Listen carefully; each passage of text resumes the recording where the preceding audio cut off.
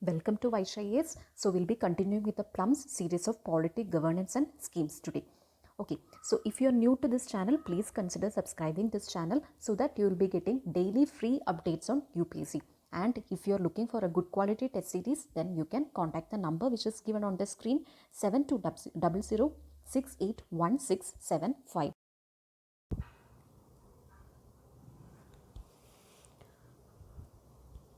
Okay, let's move on to the first question.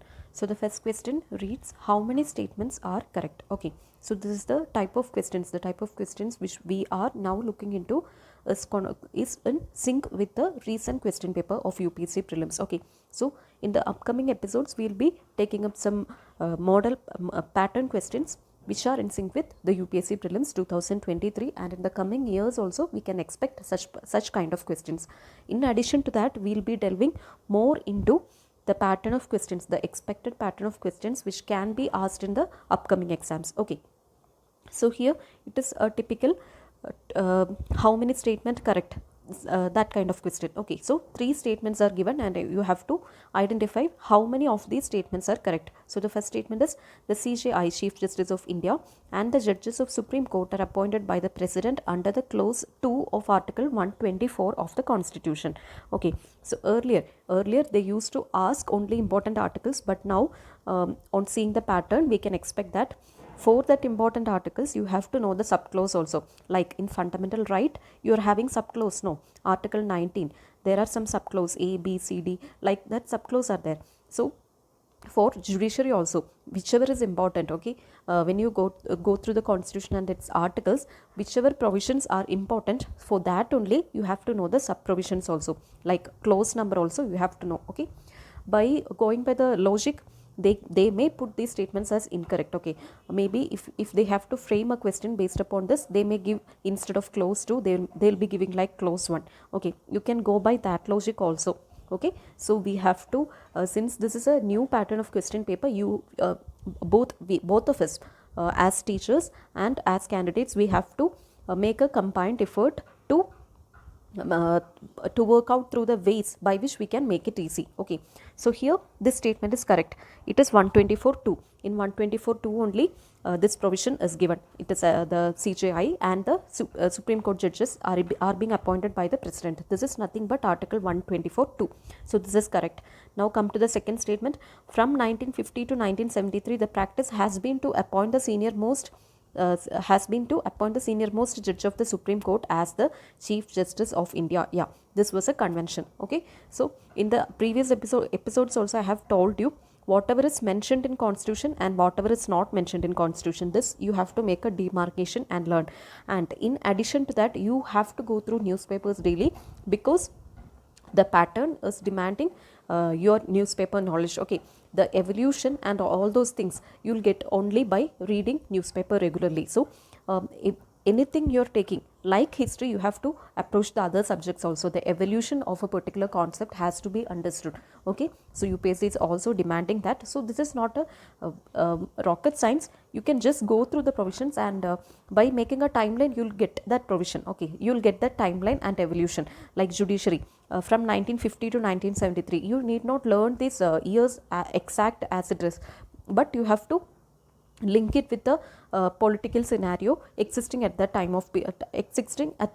Okay, like Indira Gandhi was there and she brought in 42nd Amendment Act. So in during that time we have seen a lot of political instability kind of thing. So each and every government are having some characteristics. Okay, so if you are reading newspaper regularly, you can actually correlate with that. So in that manner, it will be becoming more easy. Okay, you will get a upper hand in remembering this concept. So this is a true fact. From 1950s to 1973, this has been a discretion. Okay, so the senior most judge of Supreme Court was selected as CJI. Okay, then this discretion of the government was curtailed by the Supreme Court in the third judge's case 1993, in which the Supreme Court ruled that senior most judge should alone be appointed to the office of Chief Justice of India. Again, this statement is also correct, but this is not the third judge's case, rather it is the second judge's case. Okay, so this is also an evolution. Like first judge's case is there, second and third. So you please go through the Lakshmikant and get a timeline approach.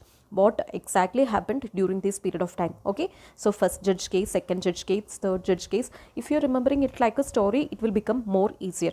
So here third statement is not correct because it is not the third judge case, rather it is the second judge case. So here only two statements are correct, 1 and 2 are correct. Okay, so only two statements are correct here. Okay, so I have written here second judge case. Now come to the next question.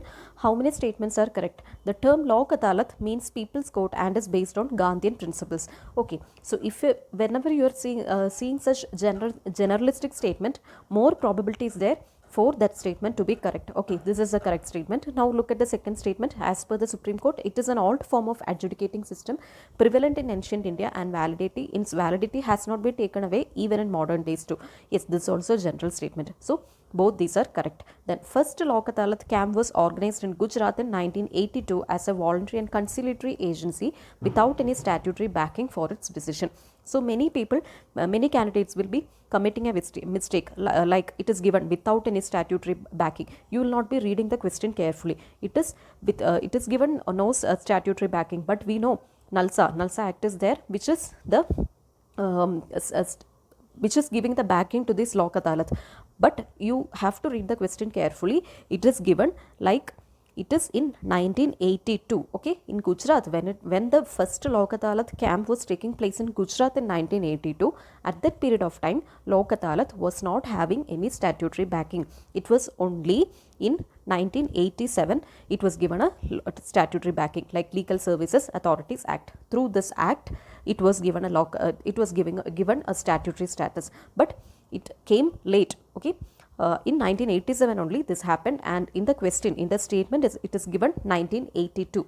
So at that time when Lok Adalat was happening in Gujarat, there was no statutory backing. So this is how you have to remember the story. So you can remember like since people needed this, okay, since this was a political necessity, more push was taking place from the part of various stakeholders, and eventually an act was proclaimed by the parliament, and it was given, Lok Adalat was given a statutory backing. Okay, so this is also correct. Okay, so 1, 2 and 3, all the statements are correct. So all 3 is the answer here. Okay, so I hope I am able to convey how this is becoming important, the story manner. Okay, for each concept you have to know the backstory also. So you can remember it like a story approach. First time judiciary came like this, then this happened, and parallelly you have to connect things which were happening in the political arena at that period of time. Okay, so you have to go beyond the bookish knowledge. You have to know what is happening on ground also. Okay, so in that way you can answer more easily. So come to the next question. Right to privacy comes under. This is a typical question. These kind of questions are evergreen, I would say. They will be asking this kind of questions as far as constitution is alive. Okay, so I have in my earlier lectures also I have given article 21. It has been the most liberally interpreted constitutional article, okay, by the Supreme Court. So here article 21, right to life and personal liberty. So one of its interpretation is right to privacy, and there is a judgment called Puttaswamy judgment. This is also connected to this right to privacy. Okay, so here the correct answer is right to privacy comes under article 21. Okay, now come to the next question.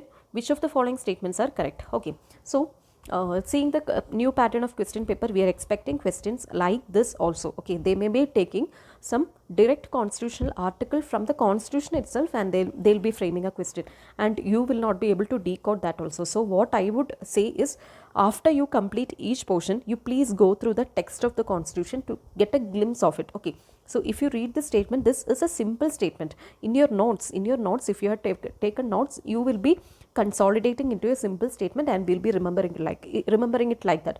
So for your study, that is only going to work. You have to go through that method only. But once you have done the revision and all, please go through the glimpse of the constitutional articles. Okay, once you have completed judiciary or once you have completed parliament, please go to the article numbers of the parliament and just give a read. Okay, this is going to help you in exam. Maybe in the coming years they will be framing questions like this also. So here the question is, President may, with respect to any state of or union territory, and where it is a state after consultation with the governor thereof by public notification specify the caste, race or tribes or parts of the groups within caste, race or tribes which shall for the purpose of this constitution be deemed to be scheduled caste in relation to state or union territory as the case may be. So this is a simple statement, and today's homework for you, you have to analyze this statement and you take up your notes, and please you have to decode what is the meaning of this constitutional provisions, and in your notes it will be there. Okay, in your notes it will be there. So here both the statements are actually correct. Okay, the answers both 1 and 2. What I want to do today is you have to go through your notes and you have to decode these two statements. Okay, what it is telling. So it is a simple statement and you would have written in a simple manner in your notebooks. Okay, so please, after reading this, please give it a read. Please give a read to these two statements. Okay, so after reading a simpler version, when you read the original version, you will get to understand the meaning. Okay, so I am expecting that in the coming years they will be asking questions like this also. So here the correct answer is both 1 and 2. So how you can make this easy? Whenever you are seeing such a statement, please underline the keywords, please round the keywords. Here the keywords are president, okay, may with any respect to state or union territory. So this is not the other things. Okay, may with respect to this, you need not pay so much attention. Here the content is what? President, it is a keyword. Any state or union territory, again a keyword. Consultation with governor, again a keyword. May by public notification is a keyword. So you have to pick up the keywords and connect it. So you will be getting what you have written in your notebook. That's it. Okay, so in constitution, for making it grammatically correct and in a low language they have written, and we are learning it in a simpler version. That's it. Okay, so both 1 and 2 is the answer. Okay, now 12 members are nominated to the Rajya Sabha by the President of India. We know it. Okay, for a 6-year term. And please actively recall, is this provision said in constitution or it is convention? You have to recall like this. Okay, through these type of small exercises you are going to benefit immensely. Okay, so 12 members, they are nominated to the Rajya Sabha by the President for a 6-year term, and this is for their contribution towards. So we have read some provisions or some grounds on which the nominated members can be taken in Rajya Sabha. Okay, what are those grounds? Basically that is the question. So 4 options are given and they have flipped the grounds through which Rajya Sabha members can be nominated. So here arts, literature, sports, social service, etc. So if you are not very clear on which grounds does this happen, you will be making a mistake for sure. 100% you will be making a mistake. So what you can do is, whenever there is such certain grounds like this, like in anti-defection law also we are having certain grounds. So some topics we are having certain grounds through which that particular provision can be enacted. What you have to do is, if you are skeptical that you may forget it, then you can make mnemonics. Okay, you can make a mnemonics and learn this. Like what I used to do is, I used to remember this like LASS. Okay, literature, arts, LASS, literature, arts, social service, and what? Science. Okay, LASS. This is how I used to remember this. So you can make your own mnemonics by which you are comfortable. Okay, so please make such mnemonics and learn it if you are skeptical that you are going to forget it. Okay, so here sports on seeing this, we will be remembering Sachin Tendulkar. He is a member of Rajya Sabha, so sports might be a provision, okay, or a ground through which he got nomination, but this is not correct. Okay, maybe they have taken it from arts only. Okay, within arts they may have considered sports as a subcategory. So sports is not a provision. Okay, with respect to polity, whatever is said in constitution only is going to have a value. So in constitution, what are the grounds? Literature, arts, science and social service. This is the only grounds which are given in constitution.